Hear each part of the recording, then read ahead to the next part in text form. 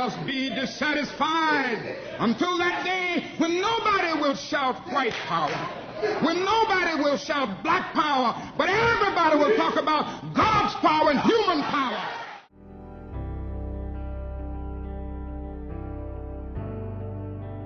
At that time, I was working at Chester Hill Post Office, but on the side, I would work for a Chester Hill local paper. As an editor came to me and said to me, how do you get all this energy to work 8 hours in the post office and then give us 3 hours over here every day?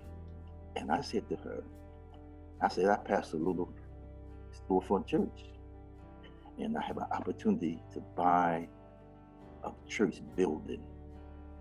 She put my name on the front page of the Chester Hill local and says, postman need help to buy sanctuary. And they would come in there and say, where's the black clerk? And they would just be dropping envelopes of hundreds of dollars. I raised so much money that we really buy that church. Oh my goodness. He said, Pastor Marshall, you don't know me. He said, but it's your ministry that got me out of drugs, back with my family. He said, it got me this job. He said, my life has completely changed. You got to have a strong outreach ministry part of your church. And that has always been. We have served not just the homeless.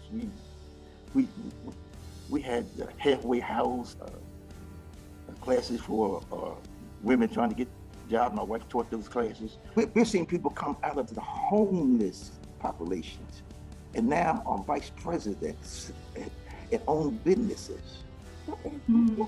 But Jesus, because the church on a whole new mindset. All this was in them in the first place, but they didn't know about it. But once they got hold of God, then they blossomed. The greatest thing that you can receive is favor with God, because He controls everything. He just put people in I don't know. Praise God. You getting ready to make me shout, Bishop. I need to tune up my E flat. It's coming.